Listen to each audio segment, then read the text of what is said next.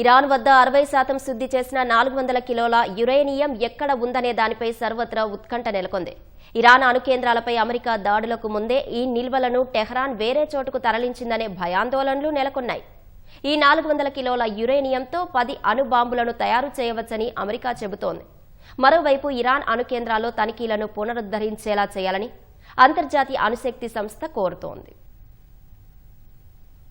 Iran అణు కేంద్రాలపై bunker buster బాంబులతో America దాడి చేసింది. వాటిని తీవ్రంగా దెబ్బతీసింది. అయితే ఇరాన్ వద్ద 60% వరకు శుద్ధి చేసిన 400 కిలోల యురేనియం ఎక్కడ ఉందనే విషయం ఇంకా తెలియరాలేదు. ఈ 400 కిలోల యురేనియంతో 10 అణుబాంబులను తయారు చేయవచ్చని అమెరికా చెబుతోంది. అణుబాంబును తయారు చేయాలంటే ఈ యురేనియంను 90% శుద్ధి చేయాల్సి ఉంటుంది.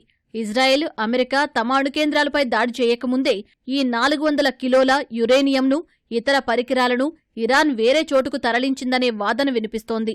ఇరాన్ అణు కేంద్రాలపై అమెరికా దాడులకు ముందు ఫోర్డో అణుకేంద్రం బయట 16 ట్రక్కులు నిలిచి ఉన్న ఉపగ్రహ చిత్రాలు ఇటీవల వెలుగులోకొచ్చాయి. అమెరికాకు చెందిన మాక్సర్ టెక్నాలజీస్ జూన్ 19న ఈ ప్రదేశంలో 16 ట్రక్కుల కదలికలను గుర్తించింది. ఒక పర్వతంలో లోపల ఈ ఫోర్డో అణుకేంద్రాన్ని ఇరాన్ నిర్మించింది. ఇజ్రాయెల్ దాడుల్లో ఇది పూర్తి స్థాయిలో దెబ్బతినలేదు. అందుకే ఫోర్డోపై బంకర్ బస్టర్ బాంబులను ప్రయోగించాలని అమెరికాను ఇజ్రాయెల్ కోరింది. అమెరికా దాడుల తర్వాత ఇక్కడ భారీ విధ్వంసం జరిగినట్లు ఉపగ్రహ చిత్రాలు బట్టి తెలుస్తోంది. అంతకంటే ముందే 400 కిలోల యురేనియంను ఇరాన్ వేరే చోటుకు తరలించిందని భావిస్తున్నారు. అయితే దీన్ని ఇరాన్ ఎక్కడికి తరలించింది అనేది అంతుచిక్కని ప్రశ్నగా మారింది. ఇరాన్పై ఇజ్రాయెల్ దాడి చేయడానికి వారం రోజుల ముందే అంతర్జాతీయ అణుశక్తి సంస్థ ఇరాన్ అణు కేంద్రాలను తనిఖీలు చేసింది. మళ్లీ తనిఖీలను త్వరగా పునరుద్ధరించకపోతే యురేనియం నిల్వలు దారి మళ్లే ప్రమాదం ఉందని IAEA తెలిపింది.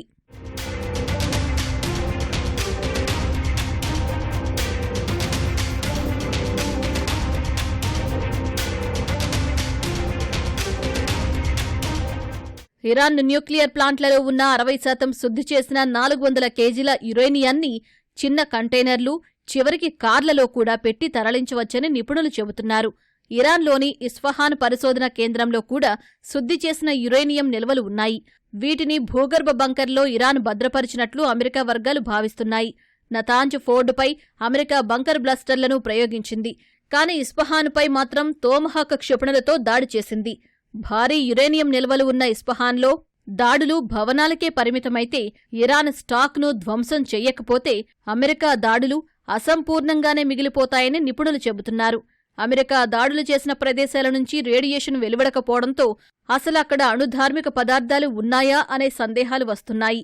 ఇరాన్ 60% శుద్ధి చేసిన 400 కిలోల యురేనియం గురించి ఆసక్తికరమైన ఇంటెలిజెన్స్ రిపోర్టు అందిందని ఇజ్రాయెల్ ప్రధాని నెతన్యాహు ఓ ప్రెస్ కాన్ఫరెన్స్లో వ్యాఖ్యానించారు. కానీ ఆ వివరాలు వెల్లడించనని తెలిపారు.